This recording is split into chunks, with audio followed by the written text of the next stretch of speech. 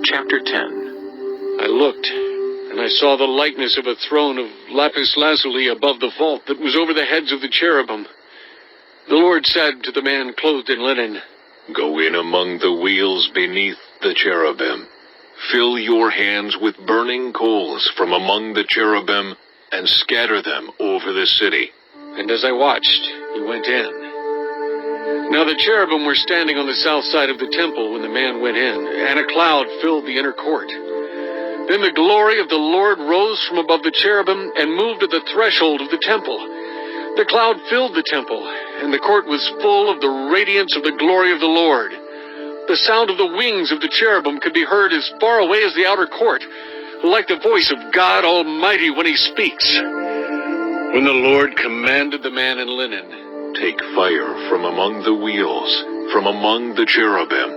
the man went in and stood beside a wheel. Then one of the cherubim reached out his hand to the fire that was among them. He took up some of it and put it into the hands of the man in linen, who took it and went out. Under the wings of the cherubim could be seen what looked like human hands. I looked, and I saw beside the cherubim 4 wheels, one beside each of the cherubim. The wheels sparkled like topaz. As for their appearance, the 4 of them looked alike. Each was like a wheel intersecting a wheel. As they moved, they would go in any one of the 4 directions the cherubim faced. The wheels did not turn about as the cherubim went. The cherubim went in whatever direction the head faced, without turning as they went. Their entire bodies, including their backs, their hands, and their wings, were completely full of eyes, as were their 4 wheels. I heard the wheels being called the whirling wheels. Each of the cherubim had 4 faces. One face was that of a cherub, the second the face of a human being, the third the face of a lion, and the fourth the face of an eagle. Then the cherubim rose upward. These were the living creatures I had seen by the Kibar River. When the cherubim moved, the wheels beside them moved.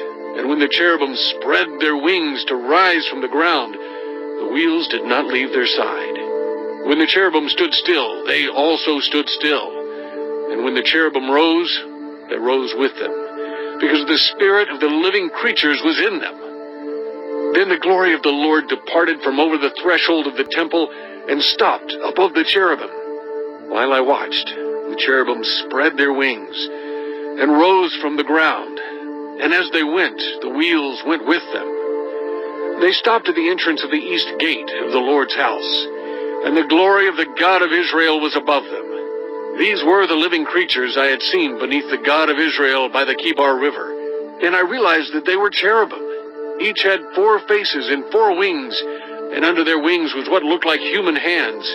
Their faces had the same appearance as those I had seen by the Kibar River. Each one went straight ahead.